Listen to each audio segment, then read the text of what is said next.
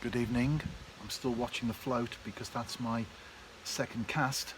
First time out, a small roach, almost immediately as well.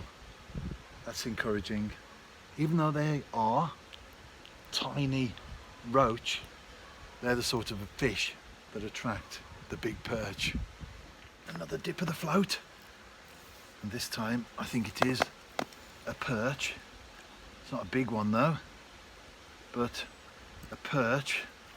It will be when I get it in the net. No, it won't. It'll be a chub. Hook out. Needed the forceps on that one. Long and sleek, and hopefully will grow to a big size. Well, they do grow to a decent weight in the canal. I've had 3 separate fish over 6 pound in recent years. Back out again, the float that is.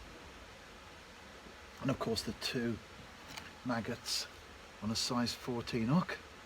My usual canal approach if you do watch the videos on a regular basis. I've had one of those days today, you feel frazzled at work, and went down the bank as well, working from home today, and just a simple thing like changing an address, and my wife and I were there for 2 hours filling in forms, seeing this person, then another form, then another person, something which you thought would be really simple, and all the while you're looking at your watch because you're parked on a place where you have to be off by a certain time, otherwise you get caught by the camera when you exit the car park. We often have those days, don't we? As long as they don't become more than one, and certainly not weeks, that's okay.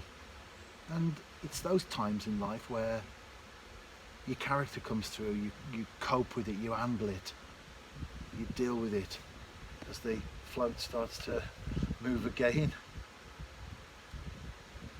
This is where fishing comes into its own, isn't it? People say to me who aren't anglers, it must be so relaxing and so great to get away from everything. Well, normally I don't feel like that. In fact, I don't today. I don't want to be making a mountain out of a molehill. But at the end of the sort of day that I've had today, it is nice to get on the canal, get the bait out there, and watch that float disappear.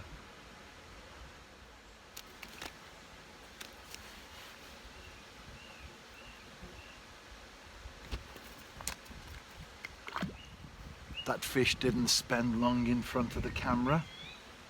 It slipped, went straight back into the canal. Just before I netted that one though, got my binoculars, I've been watching a shrew on the far bank. I do love British nature. I've seen the big 5, as they call them in Africa, in their natural environment, and of course that's tremendous. I did love my times that I used to travel to Africa, and the wildlife was on another level in that sense. However, I do love the natural world of the British Isles. After just small fish so far, I hooked into a nice perch, plodding away very deep. Unfortunately, the hook, the size 14 Drennan Super Specialist, didn't stay connected. Small Shimano reel, 12-foot rod, showing you my gear here by the way, 4 pounds, a Maxima Chameleon that goes right the way through to the hook. And the float is a small Drennan Waggler. So I'm fishing quite light, 4 pound line's okay, especially at this time of the year. The fish are quite active, and I've got a couple of maggots, a couple of white maggots actually, on the hook. I've been fishing with those for a while for perch. I know we tend to think of red, but I've been doing okay with white, and ultimately one of the biggest factors as far as fishing's concerned is confidence. So get that bait back out there. Let's see if I can hook into another nice perch and hopefully land it as well. The shrew that I mentioned earlier, that's showing really well on the far side. I've been watching that for a while, and a cinnabar moth just flew past me, and I've got numerous birds in the area. Song thrush, missel thrush singing as well.